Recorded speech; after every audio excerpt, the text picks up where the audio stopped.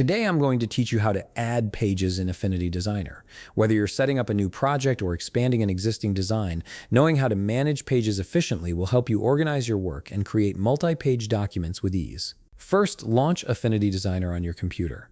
Once the application opens, direct your attention to the upper left toolbar where you'll find the File menu. Click on File, then select New from the drop-down options. This will open a dialog box where you can set up your document parameters. You'll need to select the page size that suits your project needs. Now here's where the multi-page setup happens. In the right panel, you'll see a section labeled Page.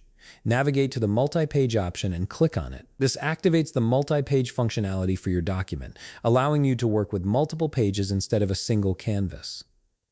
Below this, find the Number of Pages field. Simply click the up arrow next to this field to increase the page count.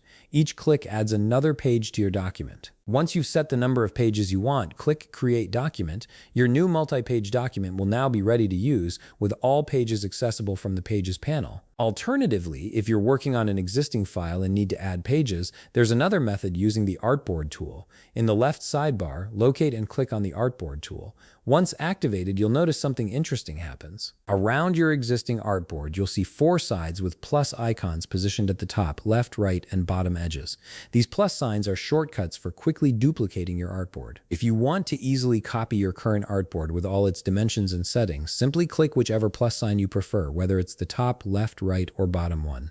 Go ahead and click it, and you'll see an identical artboard appear in that direction. If you need a customized size instead of duplicating an existing artboard, the Artboard tool offers even more flexibility. Simply drag to make a square or rectangle in your blank area. This allows you to create artboards of any dimension you need, perfectly tailored to specific sections of your project.